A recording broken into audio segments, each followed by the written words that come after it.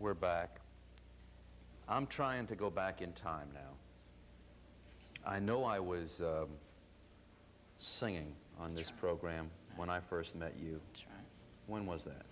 I was talking to the crew back there. I think it was about 1968, because I was about 10 years old. I remember it was the first time that I ever came to the noon show was the day before I was scheduled to go into the hospital, which is really ironic. Was that the first time into the hospital? The first time in the hospital for a kidney exploratory surgery, and then, you know, they found some problems and they had them corrected. Okay, now, you were born with one kidney, is that right? That's right, yeah. Yeah, a lot of people are not really too clear on that. I was born with just one kidney, and which was not discovered until I was 7 years old.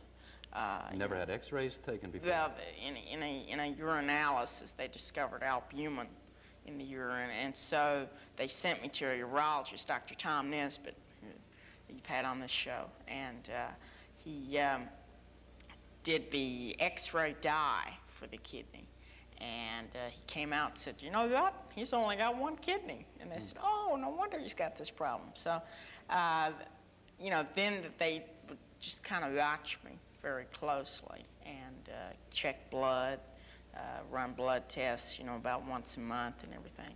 And I guess down, you know, they knew then, you know, what was in the future. They just didn't know how long. You know, by that I mean going on the machine and that kind of thing. When did you first have to go on the kidney machine? I went on the kidney machine when I was 15 years old during the Watergate hearings in April of '73. The official first time was May 21st, 1973. Huh. So that's tough for a 15-year-old. Yeah, well, it does, because, you know, I'd been on the noon show, and I'd been on a lot of shows, and I'd done some work with the Kidney Foundation, and I had talked to them about it, and I had said that I would never go on a machine. You know, I mean, that was it. I wasn't going to do it, and it was just, you know. And then finally, it came down to it was either live or be on the machine. And, you know, I got this hang-up. I like to live, so, you know. Was the one kidney all right? The one kidney was okay up until a certain point, but it started to deteriorate, you see. And gradually the function got worse and worse and worse till there was a total shutdown. It was a gradual process, whereas a lot of people experience renal failure, which is a shutdown of the function of the kidneys. So eventually it started just to shut down, like a machine that's not working anymore. That's right, yeah. Just the kidney said, oh, we don't want to work anymore. You know, we're going on strike. And you know, so it's just, you know, it was a slow process. Had there been a kidney transplant at that time when you were 15? Had anybody performed one? Yes, there had been. As a matter of fact, in 1971, my pediatrician referred me, or was wanting to get me into with the transplant team at Vanderbilt, who at that time was headed by Dr. Earl Ginn, who then became my kidney doctor, personal physician, you know, and everything Confidant. else. Right, you're right. Why didn't you get a kidney right away? Well, the problem with that is that my parents were tissue typed, and they came up negative. They you know, they were not, you know, not a match there. So they don't really consider a transplant until like you're on dialysis. I believe this was true back then. You know, I may not have all my facts straight, but until I got on dialysis, until the situation warranted, then they have to run through your chemistries and your situation to see if you are a candidate for a transplant. But you were. I was. Now that you were asking why did it take so long? Yes. Well, because apparently I have a very hard match. I have a very common blood type, but there's an antigen match, the tissue type, that must be met also.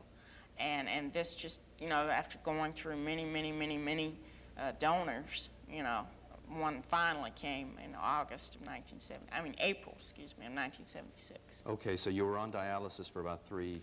About 3 years. And in straight. '76, a kidney arrived. A kidney arrived. I was working on the noon show. Oh, what a day that was! Remember that? Yeah. You were around here somewhere, and I was back in the control room. and we got a call. Yeah. We got, literally just like that happens in Hollywood, you know. Really? And there was a telephone call and said, "Get Gil Gilliam over to the hospital right away. We can pop a kidney to him." And That's right. It was Dr. Ginn. Now, Dr. Ginn has called me both times, and he called on the same phone in the control room there, and he said, "Gil, what you doing this afternoon?" And I said, "Well, I got a production session." I said, "Why?" He said, "Well, I think we got a kidney for you if you want it." And I said, "I'll be right there, you know." And I came out here and I told you all, and everybody was just so happy. It was great. But it didn't work out. No, it didn't. It had its problems. I knew all the risks. I knew all the risks that are involved with a transplant.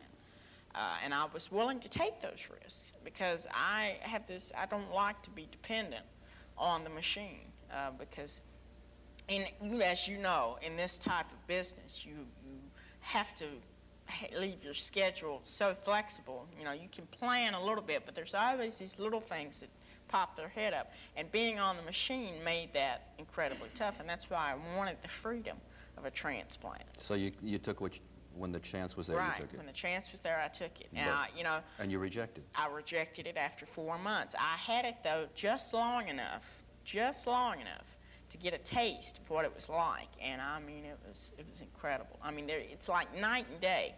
You know, I could sit here and tell you all day long that a kidney means this, a kidney means that. You feel this, you smell that, you taste that, you feel so much better when you wake up in the morning. But, see, you have 2 kidneys, and you've had them all of your life, and you're normal, quote normal. What normal is supposed to be, normal, healthy, all-American male, right? So to be on the dialysis machine and go through what you have to go through, you can't relate. I mean, I can try to sort of use very descriptive adjectives of what it's like, but it doesn't mean anything. Yeah, but to wait 3 years, I mean, people that have teenagers know what it's like to be for them to be 15 and 16 and 17 years, very active years, and tough enough with all the healthy organs and a healthy mind and body. But when you have a 15, 16-year-old that's doing dialysis, for 3 hours, 3 times a week or something like that, that's got to be very tough. And then finally getting the chance to get a healthy kidney, and you get it, and it rejects. It doesn't work. Well, why didn't you fall apart? I don't know, faulty merchandise, I guess. No. You told me you're going to be serious. Yeah, I know. I'm really, it's hard, but I okay. No. Well, actually, Dr. Johnson, Keith Johnson, and Dr. Ritchie, who are, some of the main doctors in the transplant, well, they're all main, really. They'll probably call me up for just mentioning 2 of them. But they said, though, at that time, Dr. Ritchie, the last thing he said to me before we went into surgery, he said, "Now, Gil, I want you to remember this. Now, I can transplant 1,000 kidneys tomorrow, and 3 months from now, I can give you a different story on how each one of them turned out." And so it's, it's now they've gotten the technology so advanced that it's almost a surefire thing. They've had so much experience with dealing with kidney transplantation and organ, all forms of organ transplantation. Okay, that's them. Yeah. That's technical. But what I want to know about you. Yeah. Okay? Okay. Well, how did I feel about it? How did you hold up? Well, why did you hold up? I don't know.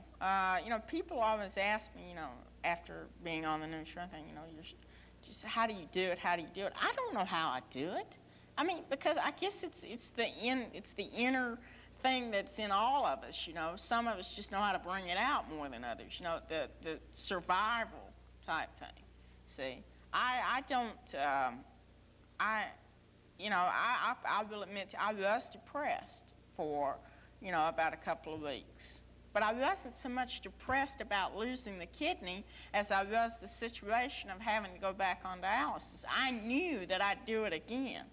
You know, I knew that. I mean, there was no question in my mind that I would get another kidney. And, you know, like my mom said, the doctors came in and said, "Oh, he's so depressed, you know. What is he depressed about?" I said, "No, wait a minute. He's not depressed. He's just really frustrated and tired, and he's tired of being in this place. You've kept him cooped up in this same room for a month, and he's tired of it, you know. It's not so much that he's depressed about losing the kidney as he's just tired, you know." And another kidney came along. Another kidney came along on that same phone in that control room there. That's a lucky phone. I'm going to take it with me when I go. But they called again one afternoon, and they said, "Well, we think we've got another one for you." And I couldn't resist. I said, "Could you get it right this time?" You know, I said, I'm only allowing 2 takes on this film. We're going to print the second take. But, you know, and it worked. I went into it with a whole different attitude. Do you know whose it was? I don't know. Do you ever know when you have an organ transplant? No, that wouldn't be a good idea, really. Okay. I do know that it was a... You didn't have any rejection of this, of the new one? No. And you're set? I mean, this is it now? For right now, yeah. You know, I am set. It's working good? It's working great. I mean, it's doing everything it ought to do, you know. It's biologically correct, I'll put it that way. Was that a surprise? I mean, I don't want to be crude, really, and please forgive me. What, the first time you urinated, did it just blow your mind? Yeah, it does. It does. The first time. On the first kidney, it was more so than the second one, because it had been 3 years since I, you know, really? And, you know, it was going, "Oh, look at that," you know. The doctors told me a story about a man at Vanderbilt who was so proud of all the urine that he was making that he saved everything. You know, for like about 2 or 3 weeks, he saved everything that, you know, the nurses said, "This has got to go. Come on, get it off the floor. We can't. Okay, enough. No, okay. All right, so the point of all this, and why your old friend Gil is here, is because there's so many people writing books about stories of inspiration and overcoming and surviving and so forth. We've had in our midst all these years a young man who has as much guts as anybody I've ever met, and now you're going on about your life. I understand you're going to be doing something else to repay a little bit to the Kidney Foundation. I am. Well, it's not so much the Kidney Foundation as it is the Dialysis Clinics Incorporated. And I will be leaving my home here. I feel like I'm going away to college or something, you know, leaving Mom and Dad and everybody. But I will be in Nashville. But I will be leaving WSM in about 2 weeks. And I'll be going to Dialysis Clinics Incorporated as their, I believe, Assistant Director of Public Education or something like that. That's great. So I'll still be involved with the media, which is nice, you know. Yeah. And I'll be talking about something I know from personal experience, so I'm really excited about it. I think it's going to be really, really a good deal. Thank you. That's a nice suit. You like that? Yeah. I can have one made for you.